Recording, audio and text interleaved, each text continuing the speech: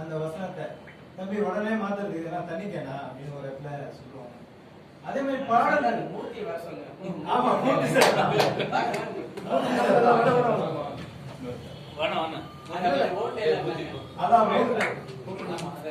அதே போல பாடல்கள் வந்து பயன்படுத்தின பாடலாசிரியர் முறையில நான் அதை பார்த்தேன். பாடல்கள் வந்து சின்ன சின்ன பாடல்களா அதே மாதிரி வழக்கமான பாடல் வரிகள் இல்லாம ஒரு வித்தியாசமான பாடல் வரிகளை வந்து அதுல பயன்படுத்திருக்காங்க. நான் படம் பார்த்துட்டு வெளியில வந்த உடனே ஒரு நண்பர் வந்து மோகன்ராஜோட நம்பர் கிடைக்குமா நான் பேசணும் அப்படின்னு கேட்டேன். நான் உடனே எண் கொடுத்தேன். ஒரு பாடலாசிரியரா இருந்துட்டு உடனே நீங்க எண் கொடுக்குறீங்களே அப்படின்னா, நான் பாடலாசிரியர் தலைவரா இருக்கேன், அதனால எல்லா பாடலாசிரியரும் என்ன இருக்கு நான் தரேன், அதுல ஒன்றும் தவறு இல்லைன்னு சொன்னேன். இதுல முக்கியமான விஷயம் என்னன்னா இந்த கிளைமேக்ஸ்.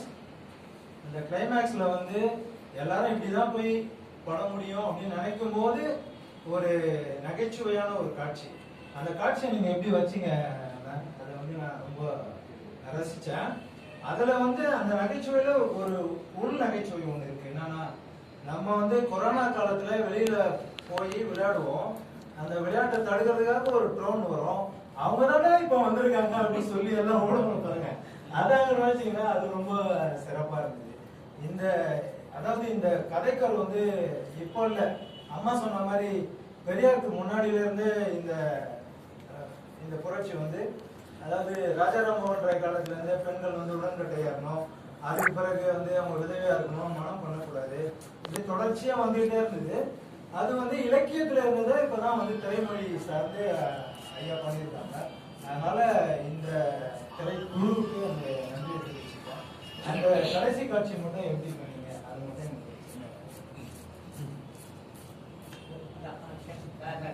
கிளைமேக்ஸ் தானே சொல்றீங்க? ஆமா. ஓகே, அது வந்து அதான் இந்த கிளைமேக்ஸ் வந்து இப்படி ஹியூமரா முடிக்கிறது தான் கரெக்ட் அப்படின்னு தோணுச்சு. அதுக்கு என்ன பண்ணணும் அப்படின்னா, அதுக்கு முன்னாடி அந்த யூடியூபர் ஒரு ஃபேமிலி அவங்க வந்து ட்ரோன் யூஸ் பண்றவங்க அப்படின்னு பில்டப் அங்க வந்து செட்டப் பண்ணிட்டு, அதுக்கப்புறம் அன்எக்ஸ்பெக்டடா யாரும் எதிர்பார்க்காத டைம்ல அவங்கள வர வைக்கணும்ன்றது நிறைய யோசனைக்கு. அப்புறம் ஈவன் நான் கதை சொல்லும் போது கூட விஜய் கதை சொல்லும் போது கூட இருக்கிறேன் இல்ல, அதுக்கப்புறம் இல்ல நம்ம தப்பா இருக்கு, ஒர்க் அவுட் ஆகாதுன்னு அதுக்கப்புறம் உட்காந்து யோசிச்சு பண்ண விஷயம், அது டிஸ்கஷன்ல வந்த விஷயம். உதாரணம் ஒன்றும் சொல்ல போனா, வினோதுங்கிற ஒரு அசிஸ்டன்ட் டைரக்டர் ஏன் பண்ணேன் அவன் தான் இதுல வந்து ரொம்ப ஒரு சார் இது எடுத்து சார் ஒர்க் அவுட்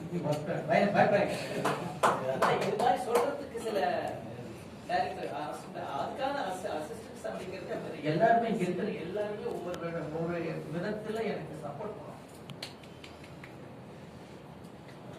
அதே மாதிரி அந்த பெண் பாத்திரத்துக்கு சுவாசிக்காவை எப்படி உங்களுடைய அந்த உணர்வு ரொம்ப அருமையா வெளிப்படுத்தினாங்க. எனக்கு எழுதும்போது டக்குன்னு எனக்கு இது 2021 இவங்க மீட் பண்றாங்க. அப்ப எனக்கு பார்வதி தான் மைண்ட்ல இருக்கும். சரி அவங்ககிட்ட பேசலாம், இது ஒத்துக்குவாங்க, இந்த மாதிரி கடைக்கு ஒத்துக்குவாங்க அப்படின்னு நினைச்சிருக்கேன். அந்த சமயத்துல லப்பர் பந்து வந்தவங்கன்னா எனக்கு பார்வதி அப்படியே மறக்க வச்சாங்க. அப்ப அவங்க இதுலயும் ரொம்ப பிஸியா இருந்தாங்க, அங்கதான். சரி அவங்க கேட்க வேண்டாம்னு சொல்லி கேட்கவே இல்லை, இமீடியட்டா இருந்தது. பார்த்தோடனே தெரிஞ்சிச்சு இது கரெக்டா இவங்க கரெக்டா இருப்பாங்க. எனக்கு ஒரே சேலஞ்சா இருந்தது அந்த லப்பர் பந்து அந்த கேரக்டர்ல இருந்து இவங்களை எப்படி வித்தியாசப்படுத்துறதுங்கிறது மட்டும் எனக்கு